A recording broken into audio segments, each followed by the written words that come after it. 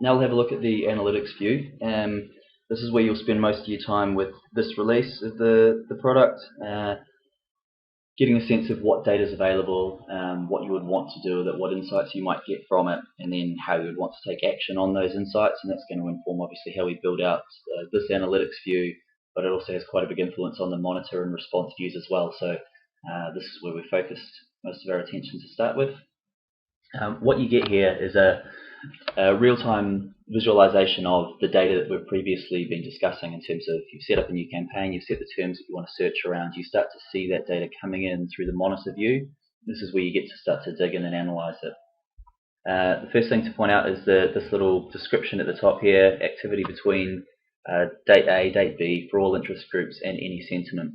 So obviously there's no filters applied at the moment, so what you'll be seeing is all of the data captured during your campaign period. What you'll be able to do, and we're sort of adding functionality at the moment, so it's not fully functional right now, but what you will be able to do is drill into an interest group, either positive or negative sentiment, and for a specific period of time. So when you see an event that's of interest to you in the data, you can zoom right into that and say, why did that happen? And then it will focus only on the most influential content or tweets and people who caused that particular event to occur. So you can get a very specific analysis of why you saw what you did. It's broken into two sections, like I said, collapsed at the moment. The top section is really the what happened, so it's your key performance indicators, and the bottom section is the why did that happen. So what content and which people were most influential based on the filters that we've applied to zoom in. So just open this one up and have a quick look at the graphs. They're not all fully functional, so I'll sort of describe some functionality that's not there yet and you should be seeing coming out over the next few days and weeks. First is the cumulative tweets growth. It's split by the top 10 interest groups in terms of total number of tweets, just raw volume of tweets, which is why you'll see music, Twitter and television pretty much always at the top. One of the things that we have built, it's just switched off at the moment, is the ability to deselect any of those, and I'd probably recommend that you do deselect those three most of the time unless you've got a specific interest, because then the scale will change and you'll get a lot more detail out of the rest of these. What we also have here to deal with that issue of perhaps the most interesting interest groups getting swamped by something that's pretty universally true is an index feature at the top here, and what that is going to show you is the top 10 interest groups by over-indexing versus a Twitter universe. So we sampled the Twitter universe to get a sense of how often we'd expect to see different interest groups, and we can obviously calculate the index of the interest groups that you do see relative to what you expected to see. We'll do that above a certain minimum number of tweets. So at the moment, this isn't fully functional, but as you would expect, American Express is significantly over-indexed versus what you'd normally expect to see. Just flip back to the absolute view.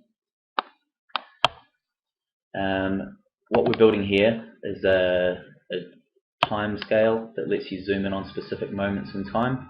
It's still some work to do on the actual scaling of that and how it visualizes, but it'll allow you to identify an event that's of particular interest and then filter down to just sort of 1 hour either side perhaps of that event. It's up to you to choose where you want to zoom into, and all of the data and all of the other graphs will be re-rendered based on that specific filter.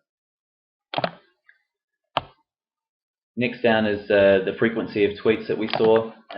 You will see a scale along the bottom here that will tell you what period of time we're looking at. So it might be that it's say roughly a 4-hour period at the moment. So during this 4-hour period on the 12th of November, we had 2,977 tweets. When we switched it off, we dropped down to basically nothing. And then this is probably when the NFL player tweeted about his Amex, and all of a sudden we had another 3,074 tweets. A little summary of that frequency data over here. And then finally, sentiments and how that's evolved over time. So this is the accumulation of tweets based on a positive or negative sentiment. We've excluded the unclassifieds. So you'll see over here, roughly 55% of the tweets are included. It's nice to see that they're mainly positive. What you'll be able to do, which is going to make this much more powerful, is to say, I only want to zoom in and see the positive sentiment, or I only want to zoom in and see the negative sentiment. I only want to see what was happening in this period of time when there's a particular spike in the frequency of tweets, or I only want to zoom in on a particular interest group. The Miley Cyrus, the red line here, is interesting. And you can do a combination of those. So we want to look at positive tweets by the Miley Cyrus interest group just in this period of time. And it's possible to filter right down to that level, which will be reflected at the top here, obviously, that this description of the filters you've applied will be updated. And then it's when it gets interesting to say, okay, so there was something interesting going on there, but why did we see it? So if we open up this content and influences section here now, this is going to give me the top content and top influencers.